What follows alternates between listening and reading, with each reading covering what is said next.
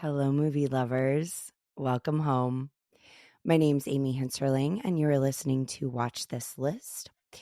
This is an episode of Amy's Progress that I am particularly both excited about and daunted by, because Andrew and I are going to be covering a movie that is extremely emotional.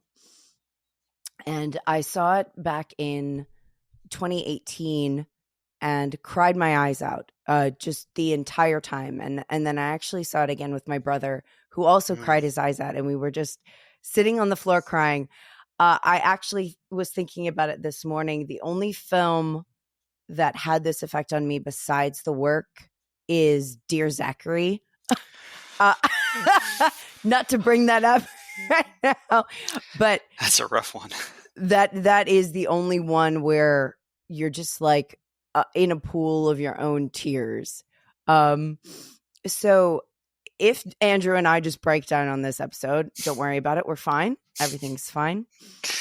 But I am really honored that Andrew wanted to do this one with me in particular. I think it's perfect for he and I, not just in terms of where we are in our lives, but it needs a sort of contemplative reading and a spiritual one. And I think that I hope that we are able to sort of give you guys that today. Andrew, thank you for coming back. It's been a while. You're welcome, and thank you. It's a pleasure. Yeah, it's good to see you. This is a documentary from 2018, directed by Jairus McCleary, and his name's Gethin Aldous.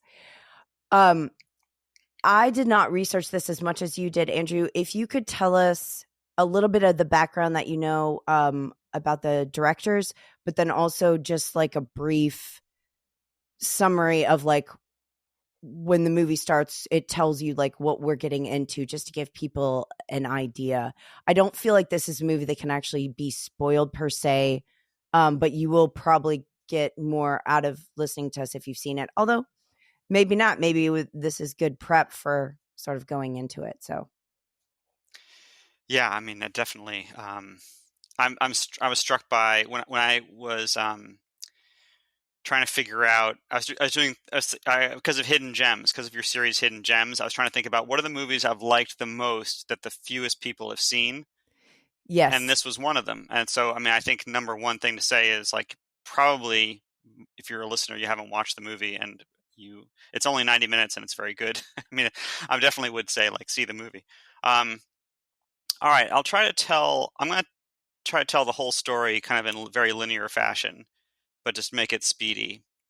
So in 96 at the California State Prison in Sacramento, which is called Folsom or New Folsom, there was an inmate named Pat Nolan.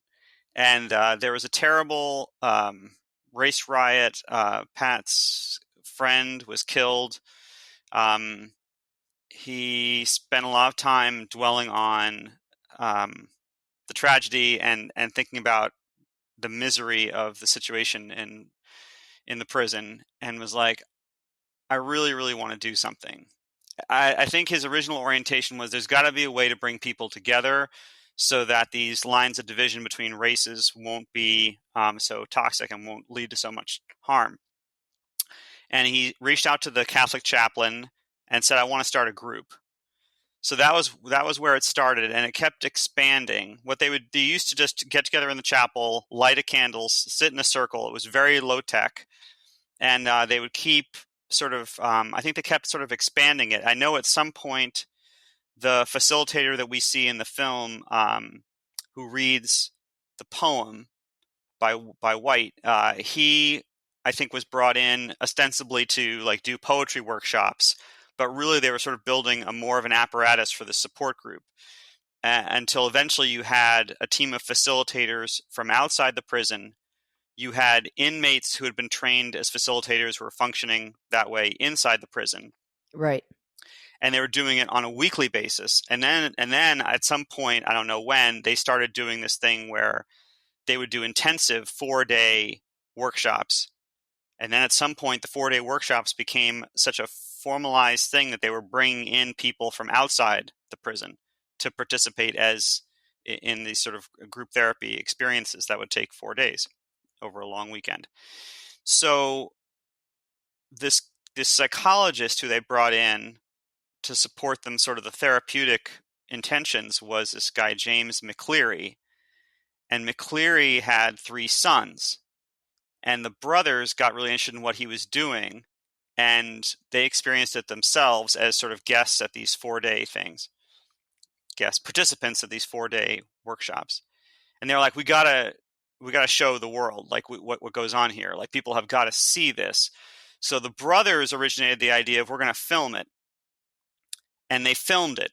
They got somehow they got the permission from the wardens. Everybody who was on the film crew had to go through the 4-day thing themselves, so that the inmates would actually trust them and they weren't just like passing through. You can imagine the trust issues are enormous. Yes. The Catholic chaplain was still involved. He helped negotiate with the warden to make it possible. And they did the filming. They filmed like 60 hours of footage, which was from the workshops over the 4-day event, and then also interviews with some of the participants. And the footage, as far as I can tell, sat for 6 years because they ran out of money. They didn't have funds to sort of do post-production. Maybe they weren't even sure how to proceed. I don't know. But at some point, this guy, Gethin Aldous, he was really interested in men's groups and these kinds of therapeutic experiences, and had heard about the program in Folsom, and he'd heard that they made a documentary. And he went to them and he said, I'm really interested in this documentary that you made. Gethin at the time was working in reality TV. So he was doing a lot of TV production and he was a filmmaker. And they said, well, we'll show you the footage, but not unless you have to come see. If you want to help out, really what you should do is you should come do the thing.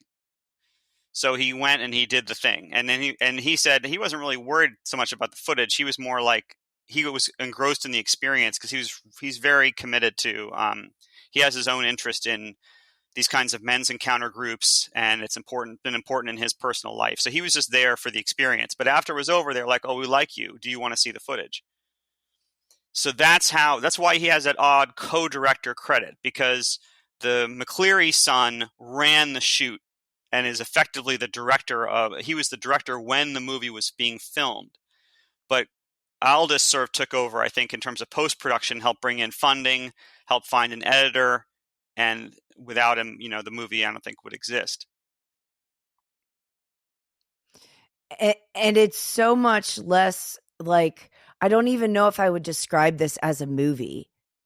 Like, it is, once you start it and we're introduced to the guys that are coming in from the outside, there's 3 men that are coming in from the outside, Charles, Chris, and Brian.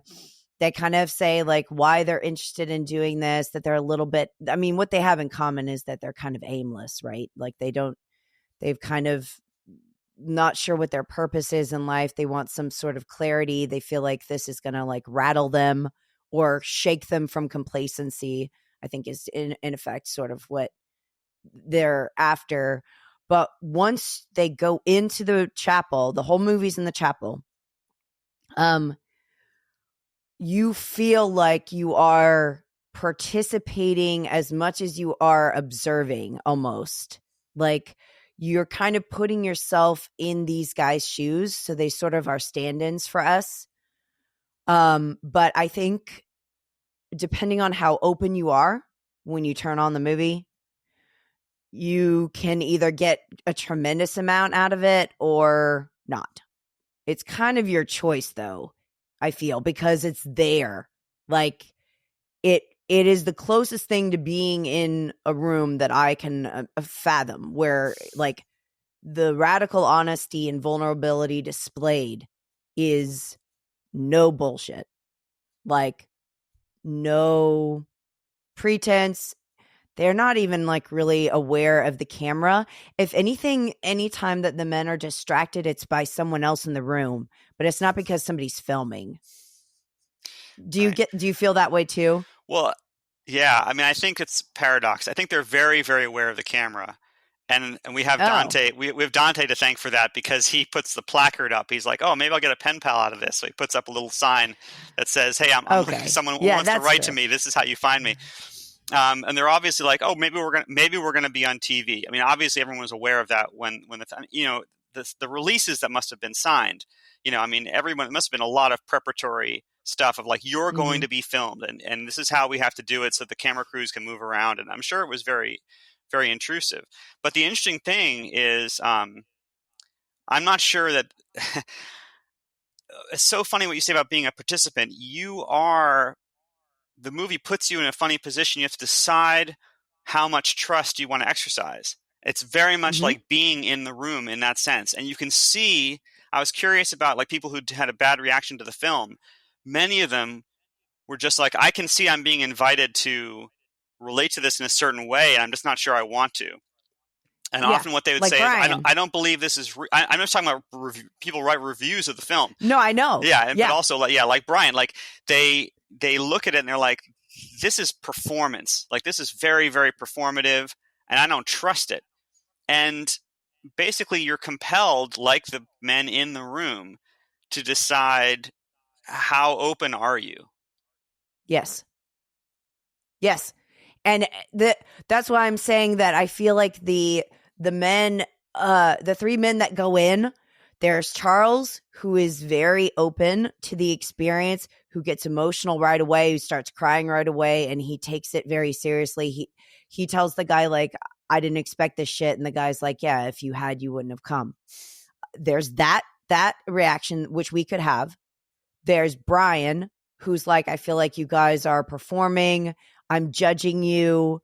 I'm, you know, I'm looking at this from the outside and like being distracted by the way that you say things, how you look, whether or not you're for real.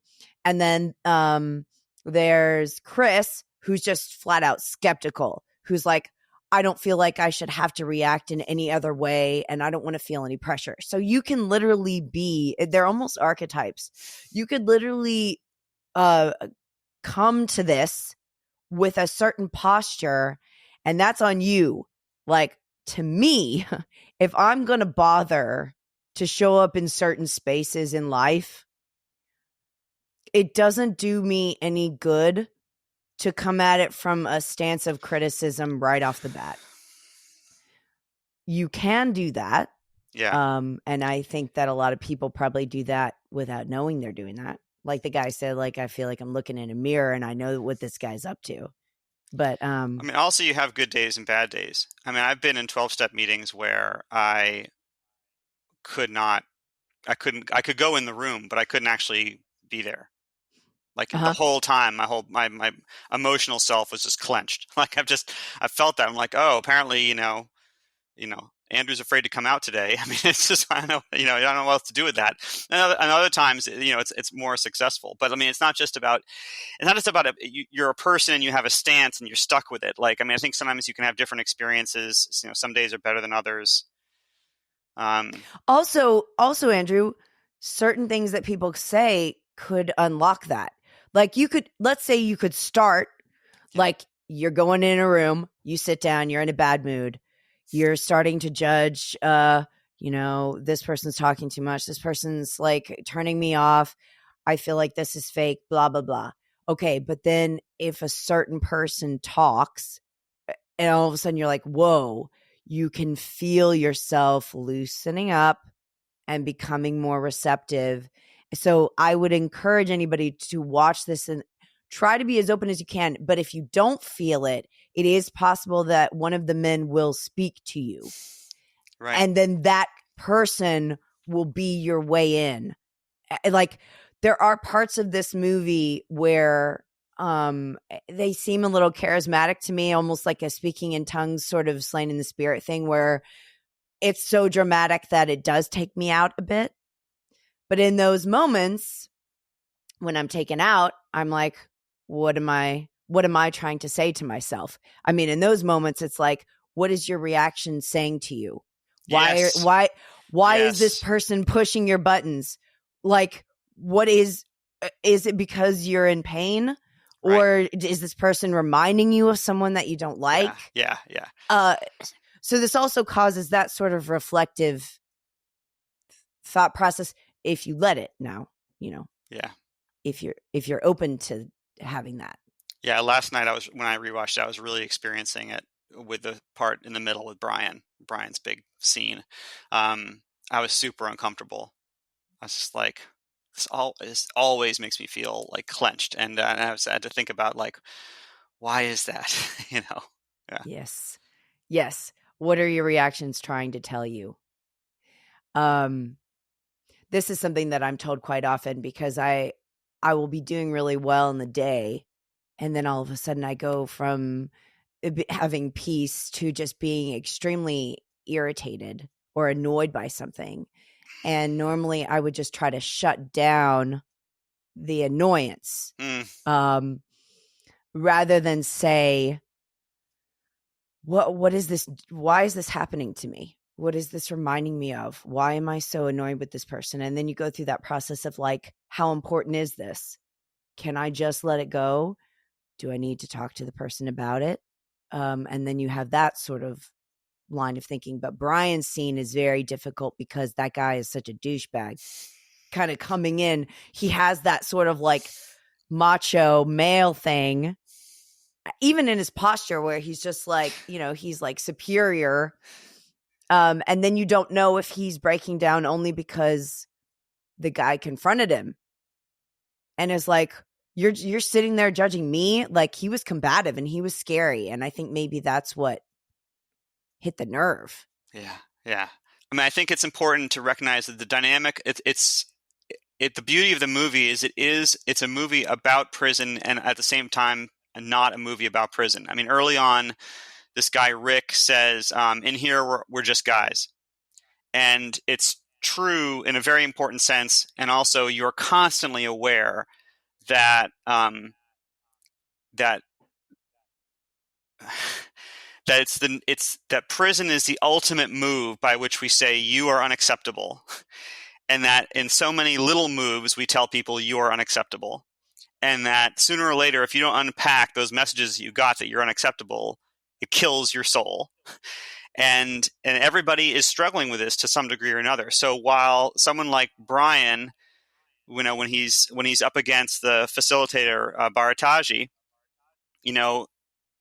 they are from very different histories and very different backgrounds, but that encounter is authentic in that they are both struggling with both struggle with similar kinds of pain, even in that moment of opposition. So in a way, you can think about the movie as just a movie about a bunch of guys in a room, and you can also think of it as a movie about our punitive systems and our systems of shame, and how prison is sort of the epitome of both of those. I think it's very effective what the movie does with the three outsiders, the three civilians who come into the program. But I think you could also think of it very productively as a movie that's designed to make you think differently about prison and prisoners. Yes, the guy says, can you open yourself to finding a new way of looking at it? Not that you're trying to fix it, not that you're trying to make it go away. Can you just be here? And the guy's like, yeah, I can. So it really is just, you have to a little bit drink the juice, so to speak. You have to kind of accept this thing on its terms. And I think if you do that, you can get quite a lot out of it. Because also, something that I really love that I think it touches me so deeply is watching men like not just cry, but like not be at all ashamed of it is intense. And like, this is a point that I thought of the whole time, the physicality of pain. This whole movie, they're trying to get people to like relax their jaw and like stand up straight. And like a lot of the, once guys get emotional, a lot of the things that they do are physical, like going through each other, like where they've got their arms up and you have to push through, or like screaming, or and it's like it is this, it's not just for catharsis. I feel like there's um it's like the pain that's in your body that you carry in your shoulders or in different parts of yourself that need release, and we don't really have a way to facilitate that in life. So like when Brian has that episode, they're like, this is coming out sideways to everybody, you know, Mm. like your pain right now, you're affecting everyone in your life, and it has to be sort of exorcised. And you can feel that, like at the beginning when they're saying like to have deep breaths and they're doing the chant, I was like taking deep breaths, and like it does something. I mean, there's a reason that meditation's that way too, and like confession, that these are physical practices, not just Yeah. you sitting alone in your room in your head Right. talking to God, or talking to anybody, talking on the phone. This is just very different. It's a very, very different sensation. There are times when you're focused on what's happening in the main circle. The movie primarily focuses on those three guys and the circle that they're all part of. But there are other circles in the chapel going on simultaneously that you're aware of. And every now and then you'll be like hearing, ah, like screams and so forth coming from the background. And, Right. and sometimes you think like, it does seem as if it would be simpler if you could all have your own space. It's just a very natural thought, like, wouldn't it be nice if you didn't have to hear the screaming in the background? But at the same time, Right. or when they do the forts and they're all like trying to find some kind of corner of this one big room to like build their their chair forts out of. And then but then I think that's part of the point is being in the space, all the bodies in the space together. You're in one big circle and then you break up into the smaller circles, but all the smaller circles are still in that space together. um Yeah, the It's idea of also, this space that Andrew, you check into and then check out of at the end of the day. I don't know. It's just interesting. well, it's also a good illustration of the fact that we're not allowed to wait for ideal circumstances to heal ourselves. Yeah, right. Like we say, oh, when I'm done with this stressor, when the wedding's over, when my thesis is over, when next week, you can't, life will not allow you to live that way. Like, oh, it'd be nice if these guys weren't there. Like, that's what that made me think of, is like, that is our longing for perfect circumstances. King writes about this in On Writing. Wouldn't it be Mm, great if you could go to a ranch and somebody would bring you lunch and breakfast every morning at your door, and you would write all day undisturbed? mm, And he was like, I wrote Carrie in between taking my kid to soccer practice, and like you get bothered and you get a knock on your door all the time, and the washer broke and we don't have money, and that, it's paradoxical in the sense that's like, that's when things happen though. That's when the best things happen, when you wish that you had better circumstances for them to happen. yeah. But that's a great point that you brought up, because I feel this movie has so much tension, because you're worried about, maybe me and you are more type A, where we want, we get distracted. We're like, man, who's in charge? Like, why aren't they taking care of this? And that can get us off the path. Yeah. Yeah.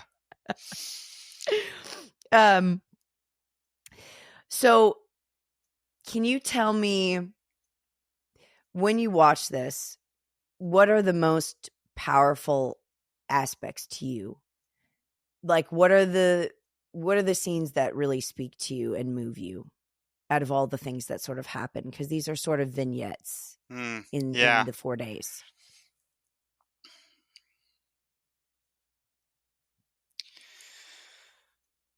I mean, this this I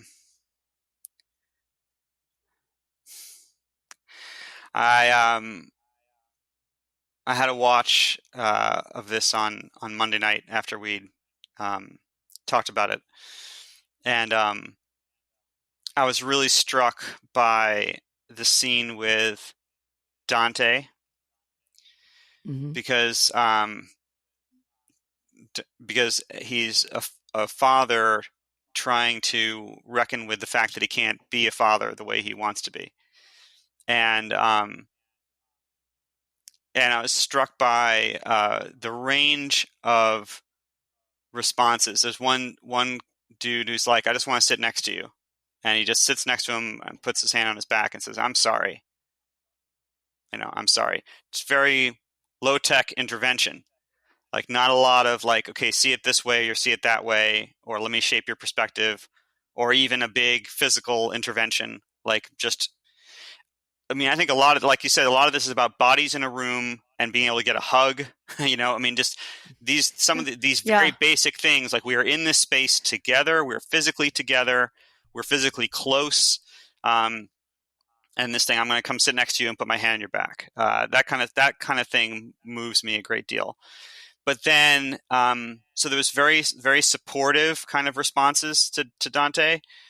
And then Vegas says, there's something I got to do, almost as if he knows, like, this isn't necessarily the way I would do it ordinarily, but because I know this guy or I feel something particular about this situation, I'm going to take an additional step. And he gets up and he makes Dante stand up and he gets inches away, like kissing distance from Dante. And, Hmm. and he just Yeah. is confrontational. He says, what you are talking about is bullshit. And I want you to, I need acknowledgement from you that this is a bad road to go down in your thoughts. Suicide, basically, that he wants to die. Yeah, And yeah. I yeah. just wanted to slacken. When it's like, why do I have to keep trying when trying isn't getting me where I want to go? Mm. And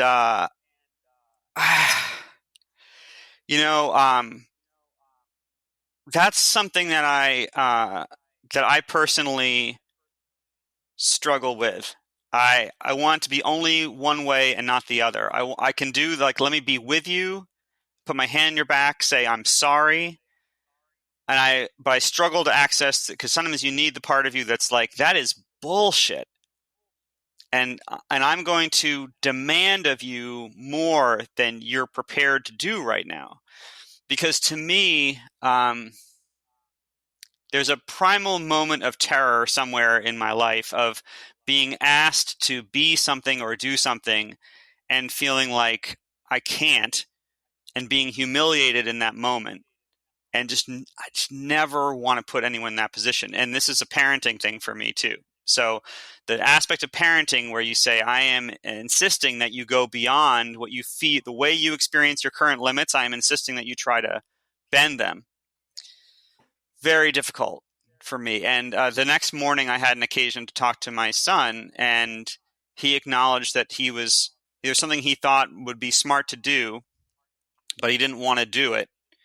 And he was feeling a lot of resistance to doing it. And I just, for once, I was able to access that part of myself. I was like, maybe you could try and do something, rather than just meeting that barrier and then turning around and going the other way.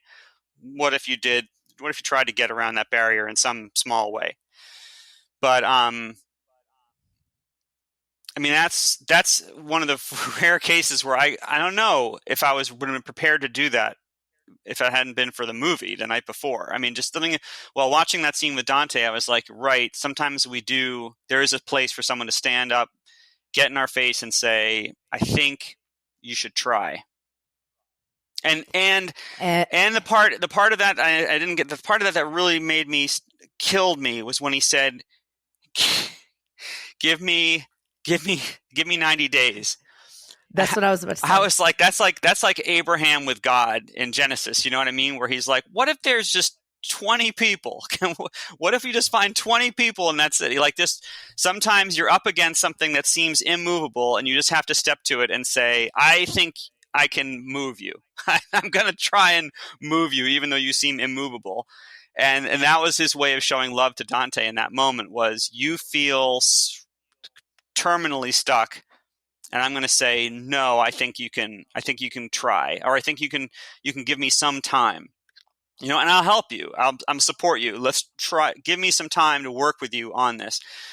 So that I'm just very struck by all the catharses in the movie, and this business of trying to get people to have a big emotional reaction is hazardous. You can re-traumatize people very easily if your only interest is in like the most emotion in the most intense form. So I'm very struck by there's a lot of areas in the film where you see people thinking about how to be supportive.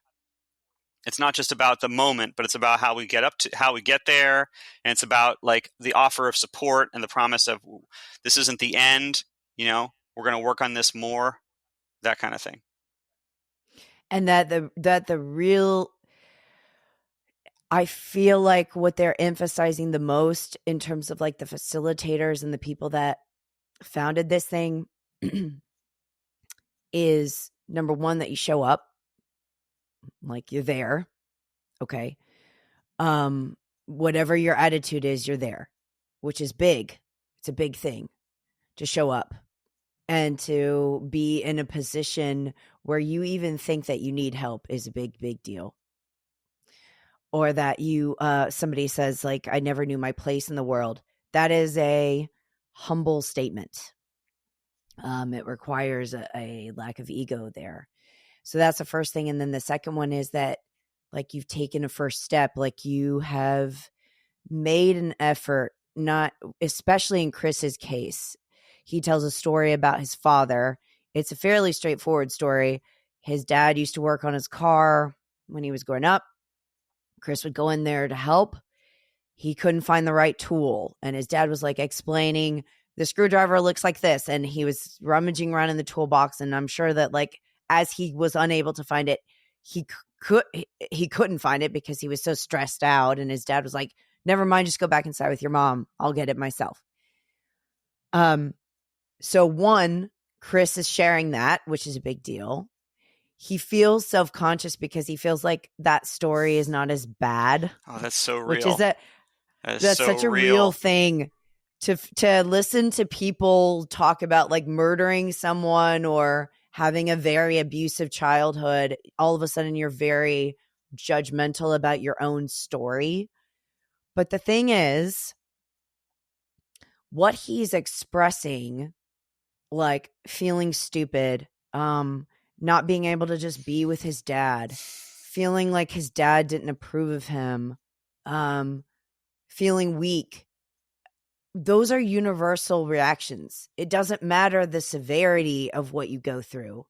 If you can identify with anyone's pain, you can learn something. And even if all you learn is that this person talking makes you think of some pain you have and gets you thinking about it. Because the guy says to him, would you be willing to talk to your dad about this? Who would have, I mean, in what circumstance would Chris have felt that he could even express this and then allow somebody in to say, would you be willing to talk to your dad? And then Chris is like, actually, I would. I mean, right there, that could change his whole life. And like, we don't know what people are going through so much of the time. It's just astonishing the amount of awareness this movie can have, not just of your own self, but like maybe this guy's being a jerk because we just don't know what he's carrying. And like, if we could just back up, and even just have like a modicum of that awareness, it would change our interactions with strangers like tenfold. So Yeah. I forget where I was going with that, but I am Our interactions with strangers, because it's hard to maintain a sense of is because it's hard in our daily life to maintain a sense of other people as fully alive, possibly hurting and possibly vulnerable. And so that awareness would change the way we interact with them. mm-hmm. And the nature of grief too, like Kiki at the beginning about his sister not being able to not knowing how to heal from loss, or even just think about loss, like even mentally sort of, I don't know, have the process of it. And like, then it comes out in violence, and it comes out in rage. And at the core, it's just that he lost his sister and he loved her. And like, he wasn't given the space at the time to express that or have any guidance whatsoever. And seeing these like hardened criminals, these tough guys talk about stuff like this, it really is, I I don't know, it's inspiring to me. Um like, if they can do that, why can't I? It's a misnomer, right? We say Yeah. hardened casually, but what does it really mean? Because Mm, I mean, it's not literally calloused. It's not literally less than right. flesh.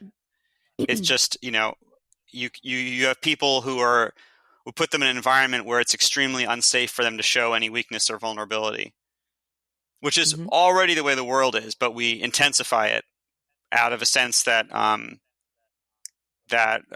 kindness is scarce and we can't afford to spend on people who we're mad at, I guess is the idea with prison. So yeah, I mean, the movie really sort of puts the lie to that. It's not so much that there's everyone else in the yard is hardened, but these guys in here are the soft ones. It's just everyone is. It's a question of how much you've got to. How keenly do you feel the threat of you will be hurt if you let us see you as fully human? Yeah, and there's a portion of the movie where they go around the room and they name their betrayals, and they're talking about, um I felt betrayed by this. Like, one guy, I think my favorite guy, talks about being in a gang, and that he was just completely rejected and abandoned. And then, like, once he got arrested, they never spoke to him again. All these people that he would have died for, literally died for, didn't care about him at all. And Yeah, it's like, yeah. these guys are in situations of pain that are so intense, um but they have like this peace about them. I mean, like a confidence that you don't normally see. And I see this all the time with, I said this to somebody the other day, that I think alcoholics in recovery are the most interesting people on the planet. Um not not just drunks where people are still drinking, and not just like regular folk. The recovering alcoholics, to me, are so fascinating because they have been extreme. They've ruined their own lives, like, uh single-handedly usually. They've come out of it and are trying to find joy and like ask for forgiveness, and put themselves constantly in situations, doing the steps especially, that are intensely humiliating and very, very difficult if you actually try to do them as they're spelled out. You mean more But more when, humbling than humiliating, right? well, both. I am humiliated when I do them. But that's Because, an inner thing. That's part of how you. It's an extra yes, layer you add on top of having been humbled. yes, and I think it goes with the line that this guy says, that now's the chance to see where you stack up against your own standards. My standard for myself is quite delusional, in accordance with what is actually the case. And when you reconcile those two things, when what you think of yourself is actually who you are, then those things can come together and you can do something. And I think that, though, that's what recovery is. And so these people are so inspiring, even though they have histories that you would be shocked about, and that you would think, oh my gosh, like, this person did that, like you'd immediately want to judge them. But they are like serene. Things don't bother them. They love reality. There's a line in the big book that's like, we instinctively know how to handle situations that used to baffle us. And that's what starts to happen is you'll get in a situation where normally you would have reacted very poorly, and all of a sudden you know how to react. So there's this beautiful symmetry that happens, and this movie really, really it shows it, but it makes it attractive. I think it makes you drawn and makes you want to have that sort of,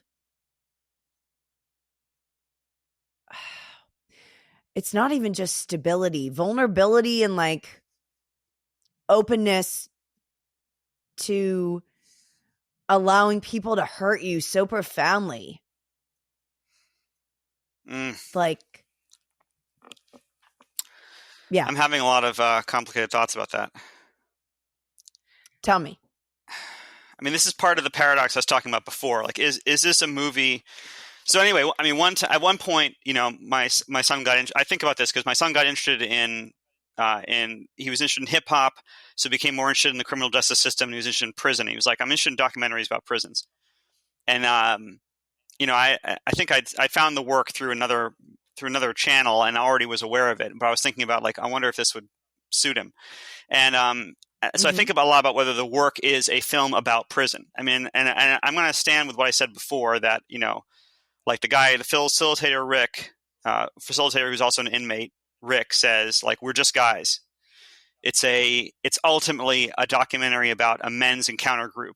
It just happens to be in an unusual setting. Fine. But that's not really adequate. And it's because of the thing that you said, you know, the phrase hardened criminals, like it's a misnomer. And yet I feel like what you see some of these men express is a very realistic sense that I am indeed a tough guy. And this is what I mean. This is what I mean by that is that in this world, it's a very carceral society where it's not nearly as free as we like to think it is. For the most part, we hold a stick over everyone's head. There are many sticks you know, there's sticks for women, there's sticks for men, and there's sticks that work for everybody. But I mean, I think one of the sticks is, well, you know, don't get arrested. You know, don't fall into the hands of the criminal justice system. Don't go to prison. Oh, you've been to prison? Oh, no, that's really scary. I mean, like, let's say you go and you get out, and then you have to exist in this world, in this society, like a very nightmarish, Kafka-esque proportion shit. So the fact is, like, when this world holds a stick over everyone's head, there's some degree to which we are moving from our own innate decency, and there is also a part of us that is like, I just don't want to get hit with a stick. So our own decency is always compromised in a way, because there's always a degree to which we're trying to do what we think is right, and we're also trying to do what we think means we won't get hit with the stick. So these men are men who've been hit with the biggest stick society has, and are being hit with it every day. In, you know, many, many ways that the prison is structured to remind them that they have failed at life, and that they are in a bad place because they did bad things, and they should feel bad. So when the stick has actually come down, and you're no longer just living in some kind of vague threat of, oh, you know, God forbid I might fuck up, get arrested, go to jail. You've actually been hit with the stick, and here you are finding new dimensions in yourself and finding new possibilities in interacting with other people. Like the founder, Pat, you know, obviously he was like, I don't care that I'm never going to get out of here alive. There's got to be a way to make life better while I'm in here. I mean, that is tough. Like that's tough. That's toughness that you wouldn't be like, I'm going to find this toughness anywhere in the world. I mean, you find the toughness because of someone who's like, you've already hit me with the scariest thing you had to hit me with, and I'm still here, and I haven't given up on life or being a person and having a heart and being capable of tenderness. I mean, at that point, there's no bigger stick. I mean, that's a quality that I mean, I feel like I see Brian wrestling with that, and I feel that's why Brian makes me so uncomfortable, because I really relate to that feeling. Brian knows that he is in the presence of people who are truly fearless, and it gets way under his skin. And there is a way in which it's not possible to be that fearless except by having gone through some of this dark stuff. And I feel like that's what you're saying about, the recovery. I'll buy that. Like, recovery makes you a better person in some ways, or at least it gives you a sort of heroic proportion that isn't available to, isn't necessarily there for civilians. But I'm not trying to say, because it just occurred to me. I love what you just said, but it just occurred to me that I there could be like an arrogance there. I really don't mean that like you need to go out and screw up your entire life to be an interesting person. I don't mean that, because it's that when I'm in the presence of people in recovery, they are the people that I want to emulate more than anyone I know in my life. And it's not, it's because of what you just said. Whether or not the stick was the biggest one that they could have gotten, in their mind, the stick that got them was the biggest one. Right. As you were talking, Right. I was like, I technically didn't get arrested.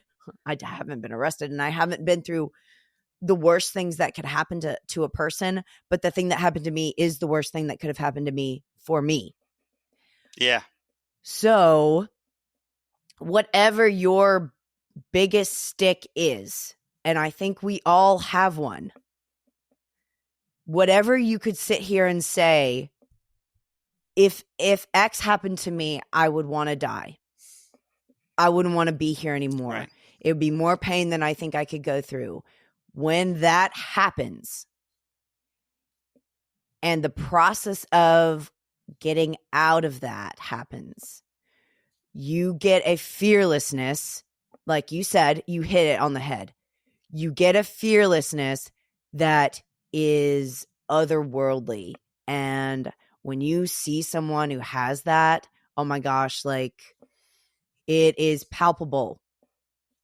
And I think that it is the most effective,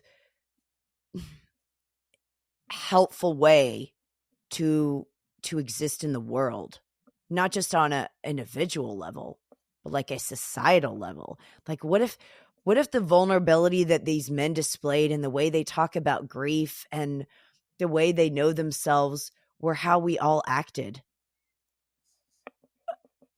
I think I texted you this. Like, I wouldn't even recognize our culture.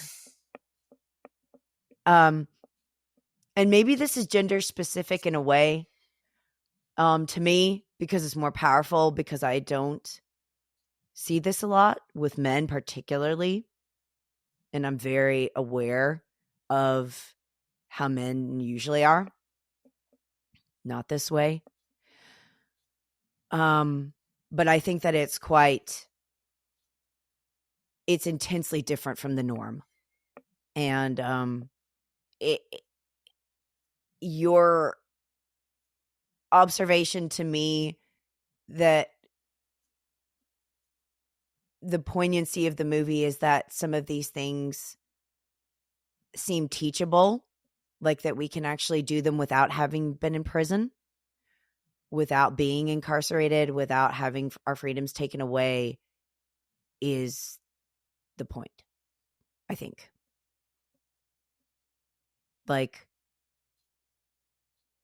if convicts can give us a enlightenment of how to live, how to carry ourselves, I mean, it's from the most unlikely of places, which is sort of biblical, really. Yeah. Vegas is out.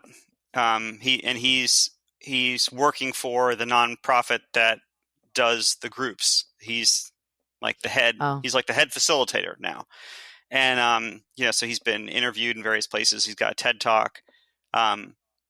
He had an interview with Forbes, and he was like, people want to praise me for doing this work, and I'll take the praise because it's hard work and it requires a lot of skills. Skills that took me a long time to develop. But I will say that, like, let's put this in perspective. Like, I did terrible, terrible things, and I am trying to yes, make amends for the wrong that I've done. And I right. think so. I mean, what I said before about it's a special kind of fearlessness that isn't necessarily available to mere mortals. But you don't want. I don't want to. I want to balance it the way you balanced Romanticize. it. No one in that position would not say it would have been better for me to learn these things without having to go through the shadow. Like, nobody wants to have done harm, and Yes, you have to live with it. And having become better doesn't change the harm that you did. And so I think what I see in the work when I watch the movie and I'm watching the convicts interacting with the civilians, what I see is a kind of um, gently ironic perspective of, yeah, I see how I am tougher than these guys.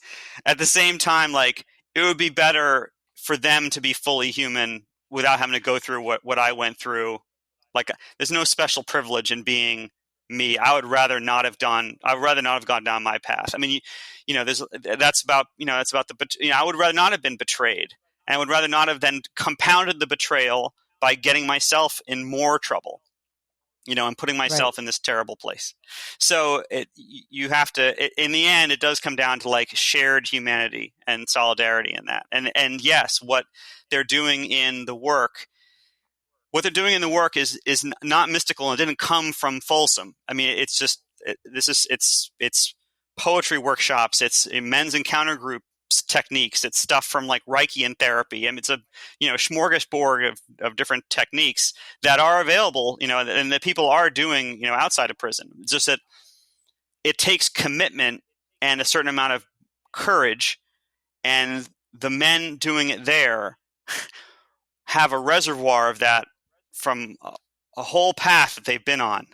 And when they bring that courage to bear on this particular thing, I mean, that's what, and I think that's what Brian and Chris and Charles experienced was, oh, this is intense because these people are going to places I'm not used to seeing people go to. Yes. And it's also like bloom where you're planted, right? Like, wherever you are, use what you have there. This isn't a value judgment.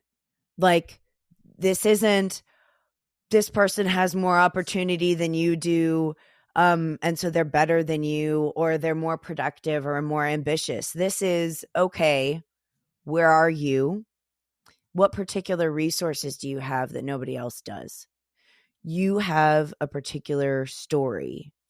You have your makeup, your nature. There are things that you can speak to that no one else can. I mean, it's, I'll share this. This is a bit personal, more personal than I normally am, but I recently did step 5, which is, step 4 is where you take your moral inventory and you write down all your resentments. Step 5 is where you go and you confess them to a priest or whomever. I brought my sponsor, we met with a female priest, and I confessed in a church, in a sanctuary. When it was done, I had this overwhelming sense of not knowing who I was. And being, like, so emptied out that this idea of, like, identity and who is Amy felt actually physically gone from me. Like, I had somehow gotten rid of the Amy who did XYZ. And the XYZ are the things that I confessed. Okay. Later that day, I met with my therapist. And I said, I don't really know who I am. And she said, you're a child of God. And when I heard that, So there's still some Amy left. My brain went, everyone is, right? Everyone's a child of God. Like, who cares? Like, I'm not, that doesn't make me special at all.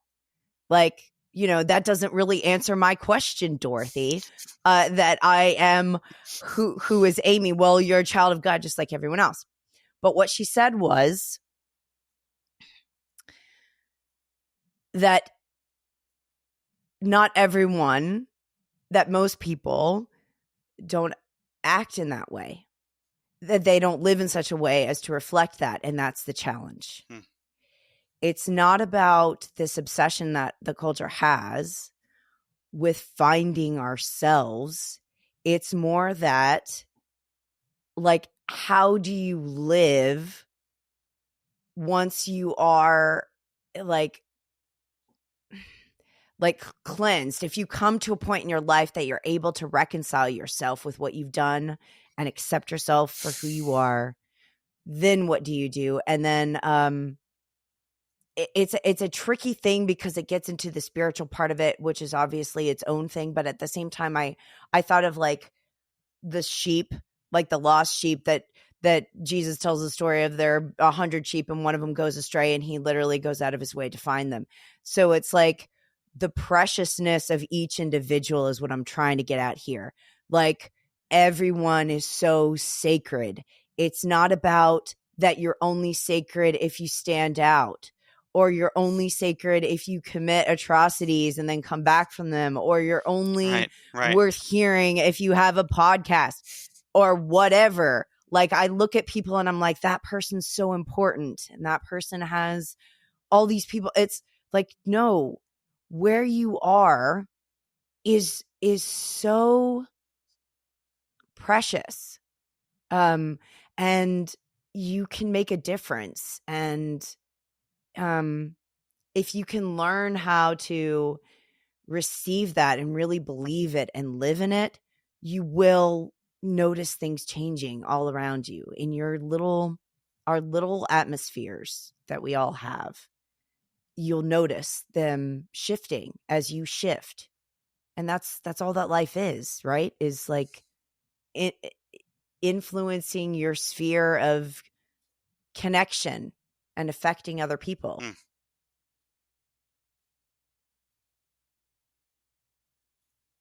Yeah.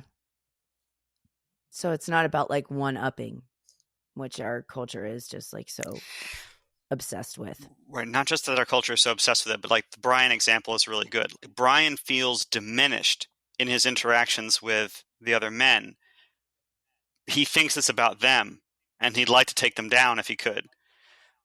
And they have to gently sort of confront him and get him to a point where he can actually be in a confrontation with himself. And that's even a layer to that, because he's like, look, I have my own voice just telling me I'm no good. It's like, yes, but that voice probably comes from somewhere. So they try to encourage him to like dig a little deeper.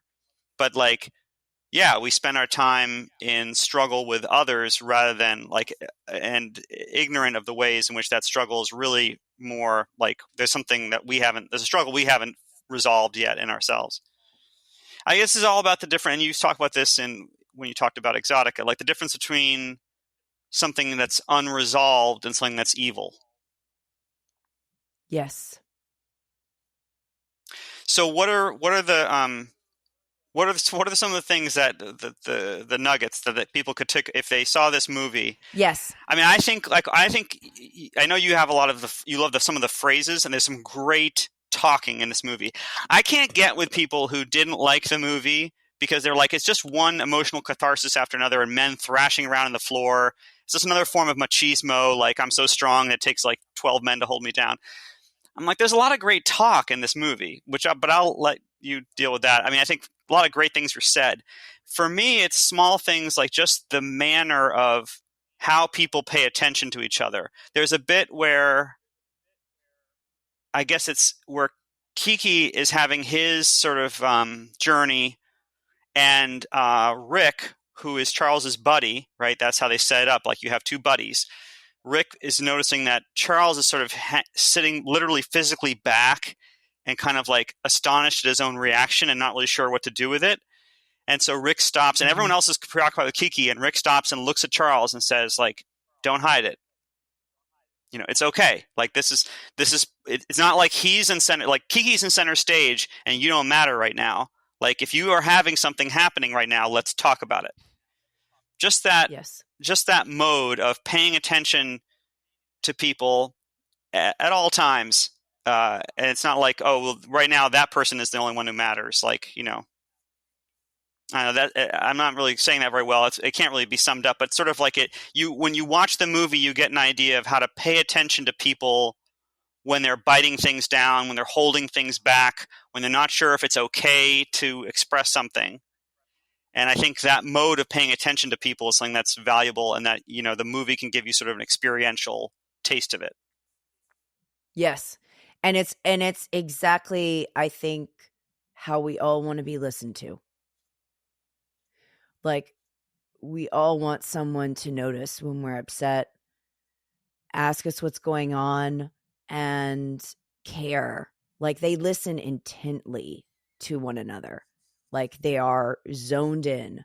That's what, when I said at the beginning that I felt like they weren't aware of the camera, what I meant was that they are so present with one another that, to me, it didn't seem like they were aware or self-conscious about being filmed, because it's like, you're talking right now and I am with you and I am only listening to Mm, you, and I'm listening in such a way that is both identifying with your pain, but also offering some sort of escape hatch, like Vegas doing with Dante. Like, that he had an inclination that guy needed tough love at that moment. And sometimes you need that. Sometimes you need the old timer in the room, or your mom or your dad, or somebody who is less tactful, who is just going to give it to you straight, and not be concerned about your opinion of them. And sometimes you need someone to just put their hand on your mm, back and be quiet. And sometimes you need to vent to somebody who has no connection to what you're saying, like has no right. personal experience with what you're going through. I did write these things down, and we can end with this. And then I want to know if you have any more, but I think you just said, but if you do, tell me. This came about because of your idea that there were teachable moments. There were teachable techniques from these people that you could gather.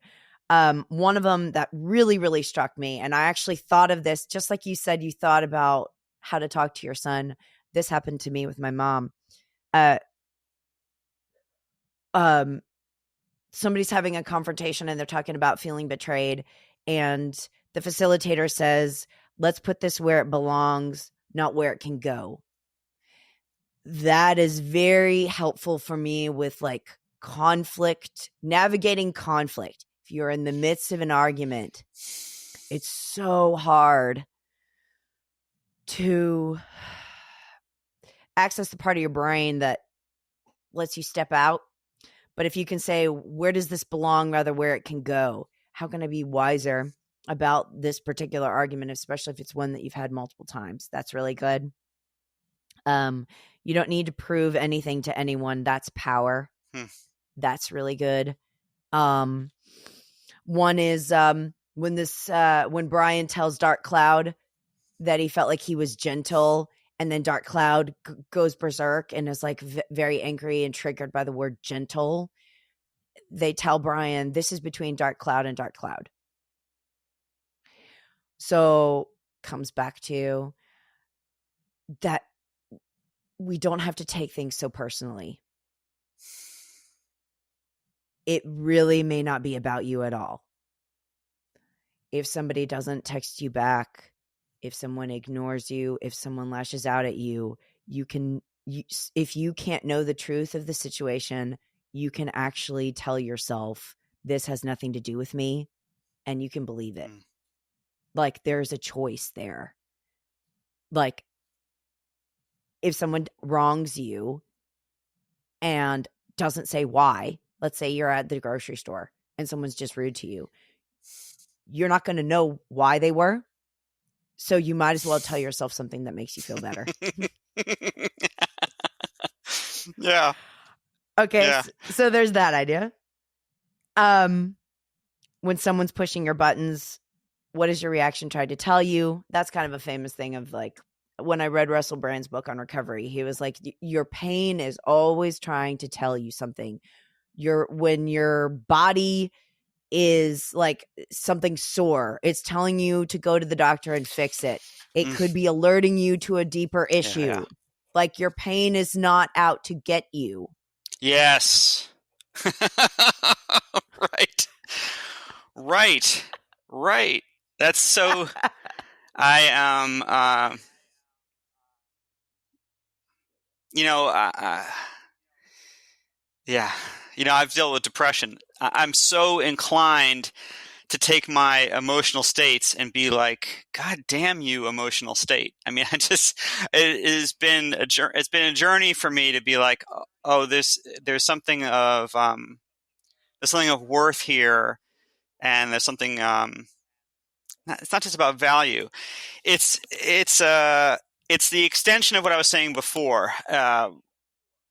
And I probably should do it the other way around. If we want to become better listeners to each other, we could become kinder in listening to ourselves. Whereas for so long, I was like, I would like to weed my own inner experience, and I would like to pull out the unpleasing parts and curate this inner experience and not have this or that or that. It took me a long time to be like, well, what if you were curious about why this was here in the first place, Yes. Yeah. Yeah. Because I think there's like a who was it? I think it was Daniel Amen who was saying that the way that your mind functions is toward positivity and healing, actually. And part of the reason why it's trying to funnel through negative thoughts is because it's actually trying to get you on a better path.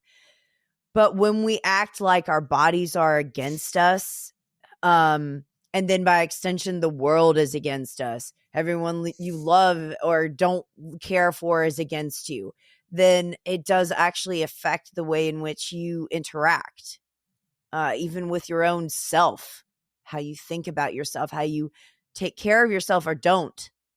But if you're coming at this as like, when you have an earache, that the body is saying something's off, and so you go do something about it because you're in pain, you're not angry that you have an earache in terms of like the function of it. You're inconvenienced.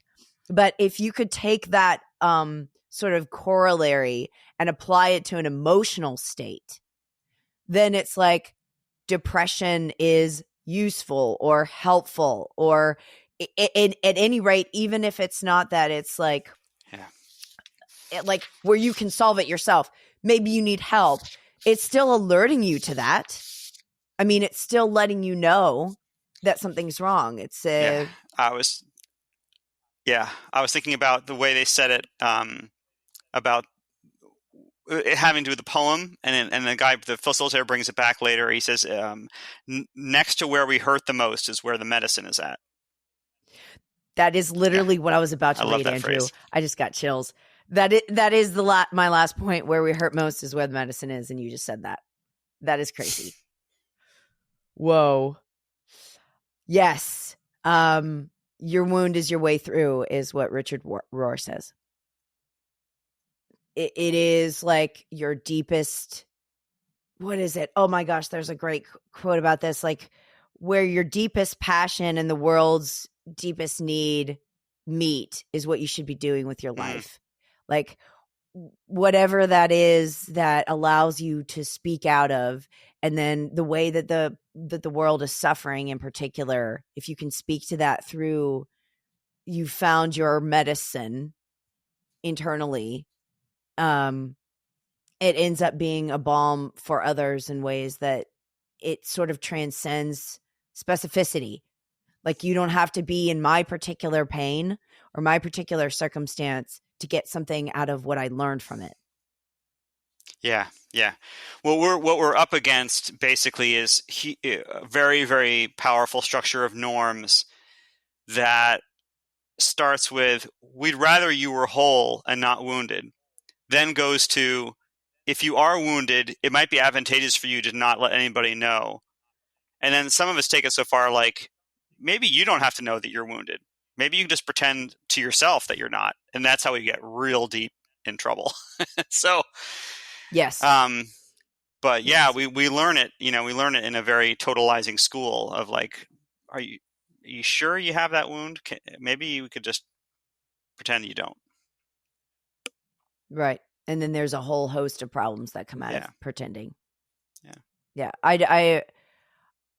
I just watched Hellraiser 2 last night, which was kind of an absurd movie. But what I got from it, my primary takeaway was that Kirsty is sort of representative of consciousness. Hmm. And her sort of, as much as I don't care about Kirsty at all or like her, I like Julia, who's the part of the problem. Surprise, surprise. Kirsty is bringing in an element of like, let's see this for what it is. She tries to get him to remember who he is, Simba. Mm-hmm.